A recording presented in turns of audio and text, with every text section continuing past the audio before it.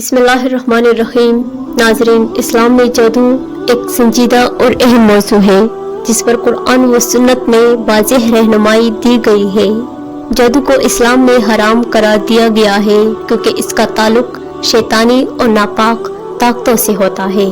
اس video میں ہم جادو کی حقیقت، اس کے اثرات اور اس کے بارے میں اسلامی تعلیمات پر روشنی ڈالیں گے۔ محترم ناظرین، جادو ایک غیر معمولی عمل ہے جس کے ذریعے لوگ دوسرے انسانوں یا چیزوں پر اثر انداز ہونے کی کوشش کرتے ہیں۔ جادو عام طور پر شیطانی یا بد روحوں کی مدد سے کیا جاتا ہے اور اس کا مقصد لوگوں کو نقصان پہنچانا، دھوکہ دینا یا انہیں کنٹرول میں کرنا ہوتا ہے۔ قرآن کریم میں جادو کے حوالے سے ذکر ملتا ہے، خصوصاً حضرت موسیٰ علیہ السلام کے دور میں فرعون کی جادوگروں کا واقعہ جو سورۃ الاعراف اور سورۃ طٰہٰ میں بیان ہوا ہے۔ اسلام میں جادو کو سختی سے منع کیا گیا ہے اور اسے کبیرہ گناہوں میں شمار کیا گیا ہے۔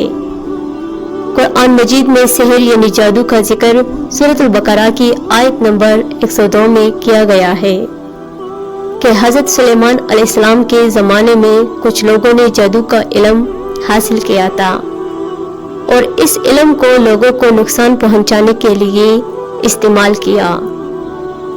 حضرت محمد صلی اللہ علیہ وآلہ وسلم نے بھی جادو سے بچنے کی تلقین کی اور بتایا کہ جادو کرنے والا شخص آخرت میں کامیاب نہیں ہو سکتا۔ جادو کو شرک کے قریب سمجھا گیا ہے کیونکہ اس میں شیطانی طاقتوں کی مدد لی جاتی ہے۔ جادو کے اثرات اور نشانیاں۔ جادو کا اثر انسان کی جسمانی اور ذہنی حالت پر پڑ سکتا ہے۔ جادو سے متاثرہ شخص میں یہ 4 نشانیاں ظاہر ہوتی ہیں: اچانک شدید بیماری یا کمزوری یا ذہنی دباؤ، بے چینی یا ڈپریشن، خواب میں عجیب و غریب چیزیں دیکھنا، ازدواجی زندگی میں مشکلات یا ناچاکی۔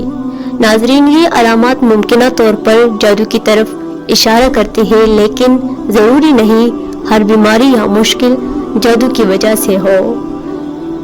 اسلام ہمیں یہ سکھاتا ہے کہ ہمیں ہر حال میں اللہ پہ بھروسہ رکھنا چاہیے اور مشکلات میں صبر سے کام لینا چاہیے۔ جادو سے بچاؤ کے طریقے۔ اسلامی تعلیمات میں جادو سے بچنے کے لیے کئی روحانی طریقے بتائے گئے ہیں، جن میں سے یہ کچھ اعمال جادو کے اثرات سے حفاظت کے لیے مفید ہے۔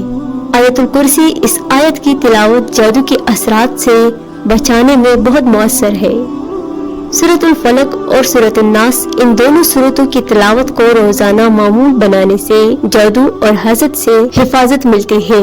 اس کے علاوہ صبح و شام کے اذکار جادو اور دیگر برائیوں سے محفوظ رکھتے ہیں۔ بعض علماء اور بزرگان دین نے قرآن کریم کی آیات کے ذریعے روحانی علاج تجویز کی ہے جو جادو کی اثرات کو ختم کرنے میں مددگار ثابت ہوتے ہیں۔